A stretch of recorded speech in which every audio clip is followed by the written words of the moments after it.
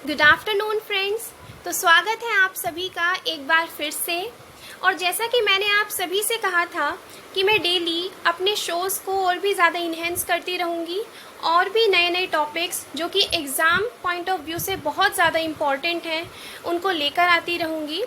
तो चलिए आज हम डिस्कस करने जा रहे हैं बहुत ही इंटरेस्टिंग टॉपिक जो कि यूपीएससी के mains examination point of view से भी बहुत ज़्यादा इम्पॉर्टेंट है, बीटी कॉटन के बारे में।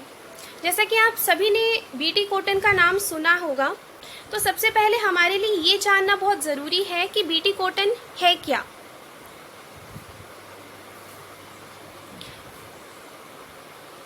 सो BT cotton is a genetically modified cotton crop. BT cotton को एक जेनेटिकली मॉडिफाइड कॉटन क्रॉप है। जेनेटिकली मॉडिफिकेशन का मतलब होता है कि उसके जीन्स में, यानी कि जो ओरिजिनल कॉटन क्रॉप है उसके जीन्स में कुछ चेंजेस कर दिए जाते हैं, कुछ मॉडिफिकेशंस कर दिए जाते हैं, एंड जो रिजल्टेंट क्रॉप होगी वो क्या होगी, बीटी कॉटन।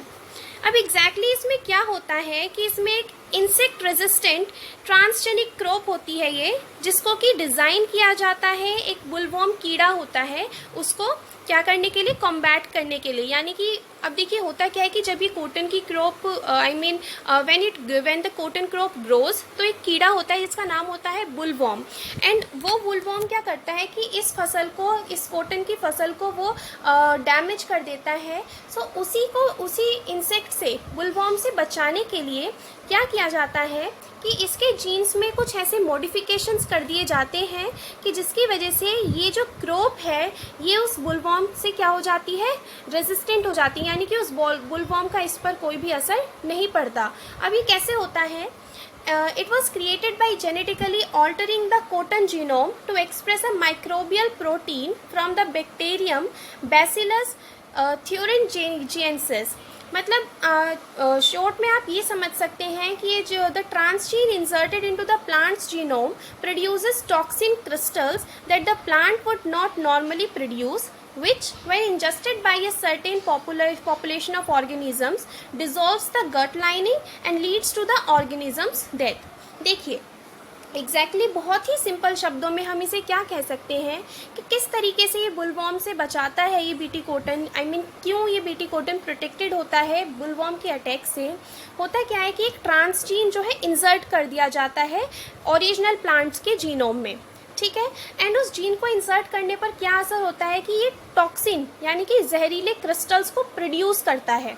ठीक है, इस प्लांट्स में क्या प्रोड्यूस होने लगते हैं, जहरीले क्रिस्टल्स प्रोड्यूस होने लगते हैं जो कि नॉर्मली नहीं प्रोड्यूस होते। अगर उनके जीन्स में, इस प्लांट के कॉटन प्लांट के जीन्स में अगर चेंजेस ना किए जाएं तो वो जो क्रिस्टल्स हैं, टॉक्सिक क्रिस्टल्स, वो प्रोड्यूस नहीं होते। अब जब हम उसमें कुछ जेनेटिक चेंजेस कर देते हैं, जीन्स में चेंजेस कर देते हैं, मॉडिफिकेशंस कर देते हैं, तो उसकी वजह से क्या होता है, वो प्लांट जो है वो टॉक्सिक क्रिस्टल्स को प्रोड्यूस करने लगता है। अब टॉक्सिक क्रिस्टल्स प्रोड्यूस करेगा तो जब भी कोई बुलवॉर्म उस पर आकर अटैक करेगा तो वो उस टॉक्सिक क्रिस्टल्स को क्या कर लेता है, कंज्यूम कर लेता है, और कंज्यूम कर लेने की वजह से उस पर्टिकुलर ऑर्गेनिज्म की क्या हो जाती है, डेथ, जिसकी वजह से हमारा जो कॉटन प्लांट है वो डैमेज नहीं होता है और वो अच्छे से ग्रो करता है। So, coming on the formal definition of BT cotton, so the BT cotton is a genetically modified organism or genetically modified pest-resistant plant cotton variety which produces an insecticide to combat bollworm. Now, let's moving on to the advantages of cultivating BT cotton. अब इसके advantages क्या हैं? सबसे पहले यहाँ पे हमें advantages समझना बहुत ज़रूरी है। तो सिंपली एडवांटेजेस हम ये कह सकते हैं कि जब से बीटी कॉटन का प्रोडक्शन स्टार्ट हुआ है हमारी कंट्री में, तब से हम जो हमारी कंट्री है वो एक मेजर एक्सपोर्टर हो गई है रो कॉटन की, rather than being a major importer. जो कि कभी कॉटन को इम्पोर्ट किया जाता था हमारी कंट्री में, अब क्या हम करते हैं, अब हम बहुत ही हाई अमाउंट में कॉटन को क्या कर रहे हैं, एक्सपोर्ट करते हैं। सेकेंड, हम ये बोल सकते हैं क्योंकि ये जो बीटी वैरायटी है इसने बहुत ज़्यादा हेल्प की है to save the crop from bollworm attack and thus escape the income of farmers। यानी कि अगर आप खुद ही सोचिए, अगर फार्मर्स जो है कॉटन को उगाएंगे और हर बार बोलवॉर्म जो है उन क्रॉप्स को आके डैमेज कर देगा कॉटन की, तो ऑब्वियस सी बात है कि हमारे जो फार्मर्स हैं उनकी फसल पर बहुत बुरा असर पड़ेगा। एंड जैसा कि हमारे आदरणीय प्रधानमंत्री जी का भी सपना है कि 2022 तक फार्मर्स की इनकम को डबल करना है। सो इसीलिए उस फील्ड में उस सपने को अचीव करने के लिए, उस गोल को अचीव करने के लिए बीटी कॉटन एक बहुत ही अच्छा वे है, क्योंकि इसमें क्या होगा कि आपकी जो फसल है, जो कॉटन है, वो आपका ख़राब नहीं होगा बोलवॉर्म के अटैक से, एंड आपके जो प्लांट्स हैं, कॉटन प्लांट्स, वो सेफ रहेंगे।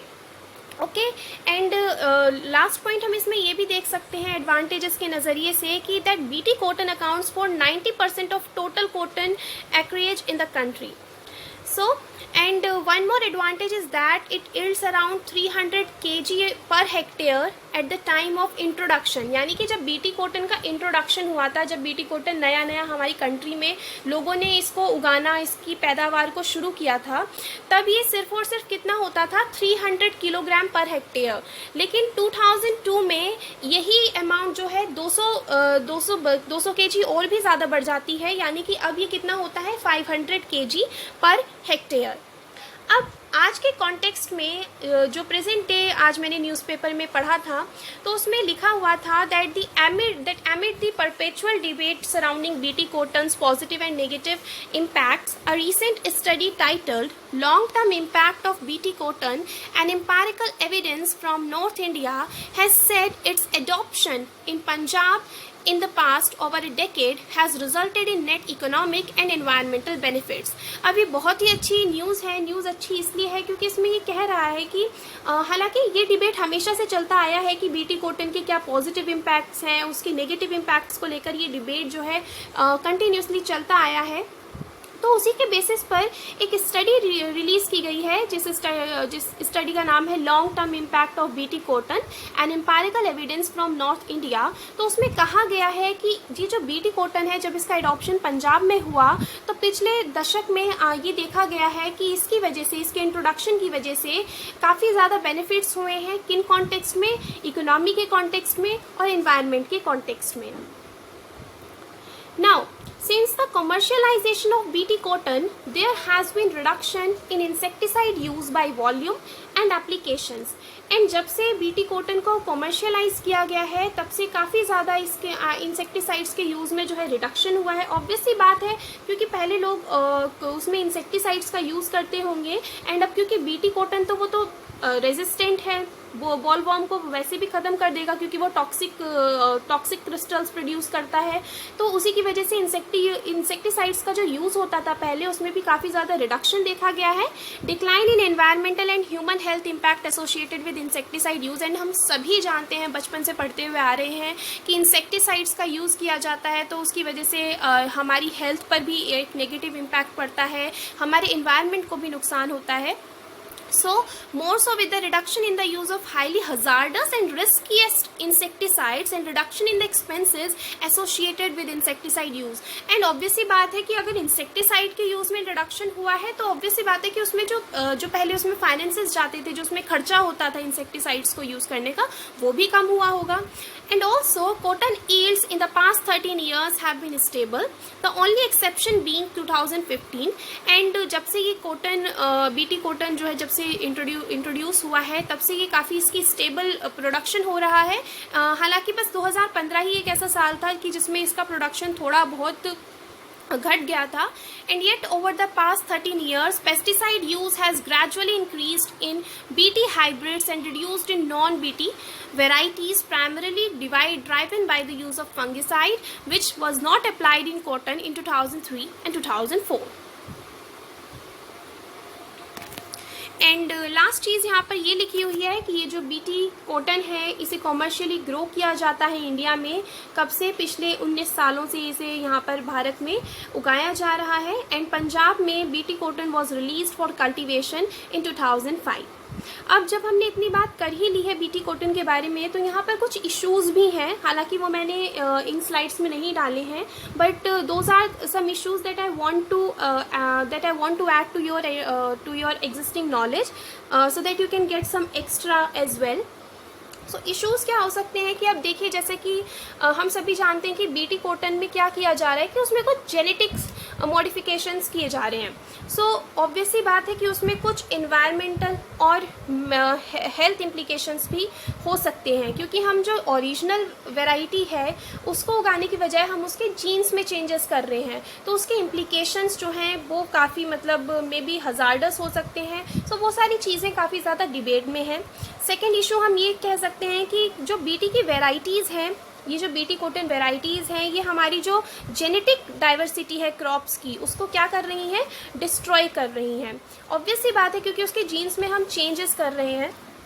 एंड थर्ड ये है, अब थर्ड चीज़ यहाँ पर बहुत ही इम्पॉर्टेंट है जानने के लिए, अगर आप जो है मेंस की तैयारी कर रहे हैं, क्योंकि ये जो बीटी कॉटन के सीड्स होते हैं ये सिर्फ और सिर्फ एक कंपनी प्रोड्यूस करती है, बनाती है, जो है Monsanto company of USA. And ऐसा भी नहीं हो सकता इसमें कि जैसे मान लीजिए अभी आपने जो है सीड्स ले लिए वहाँ से एंड इम्पोर्ट करा लिए एंड उनको फिर उगाया, एंड देन फिर जो सीड्स आपके उन प्लांट्स में जो बीटी कॉटन के प्लांट्स उगेंगे उसके सीड्स आप दोबारा से यूज़ नहीं कर सकते। आपको दोबारा से सीड्स जो है इम्पोर्ट कराने पड़ेंगे सेम कंपनी से। ये जो कंपनी है, कंपनी का नाम है मोनसेंटो कंपनी। तो फिर उसमें क्या होगा कि अब देखिए एक ही कंपनी की मोनोपोली है यहाँ पे, तो आप सिंपली लिख के आ सकते हैं अपने मेंस एग्जामिनेशन में as an issue that monopoly of seed supply by Monsanto। Okay, and ये जो कंपनी है ये अमेरिका की कंपनी है। एंड जो लास्ट इशू है वो ये है कि अब जैसा कि ये जो बीटी कॉटन वैरायटी है इसको क्यों बनाया गया था, ताकि जो बॉलवॉर्म है उससे प्लांट्स को जो है, जो कॉटन प्लांट्स हैं उनको क्या किया जा सके, सेव किया जा सके। जो डैमेज वो बॉलवॉर्म इनको पहुंचाते हैं प्लांट्स को, उससे उन प्लांट्स को बचाया जा सके। लेकिन अभी अभी लास्ट के 3 सालों में ये पाया गया है कि ये जो पिंक बॉलवॉर्म है जो कि रेजिस्टेंट हो गया है, कि उसका कोई असर ही नहीं पड़ रहा है, वो जो टॉक्सिक क्रिस्टल्स जो हैं प्लांट्स प्रोड्यूस कर रहे हैं, तो उसका उस पिंक बॉलवॉर्म पे कोई भी असर नहीं पड़ रहा है, यानी कि उसने भी अपनी इम्यूनिटी बना ली है। ठीक है, वो इम्यून हो गया उससे, उस पर अब कोई असर नहीं पड़ रहा है। सो आज के लिए इतना ही फ्रेंड्स इस वीडियो में, एंड आशा करती हूँ कि आपके मन में बीटी कॉटन को लेके जो भी डाउट्स थे वो सारे क्लियर हो गए होंगे। एंड अगर आपको कोई ऐसी चीज़ है जो इस वीडियो में समझ ना आई हो, तो आप कमेंट्स में अपना डाउट लिख सकते हैं। मैं गारंटी देती हूँ कि मैं उसे ज़रूर रिजॉल्व करूँगी। मैं पूरी कोशिश करूँगी कि आपके डाउट को क्लियर किया जा सके। And thank you very much friends, and have a wonderful day ahead. अगर आपने मेरे चैनल पर नए हैं तो मेरे चैनल को सब्सक्राइब करें। अगर वीडियो पसंद आई हो तो इसे लाइक करना ना भूलें, एंड कमेंट्स लिखकर अपने व्यूज़ ज़रूर शेयर करें। एंड प्लीज़ इस वीडियो को ज़्यादा से ज़्यादा शेयर करें, अपने दोस्तों तक पहुंचाएं जो कोई भी तैयारी कर रहे हैं। एंड ये बहुत ज़्यादा हेल्पफुल होने वाली है। And thank you so much friends, and have a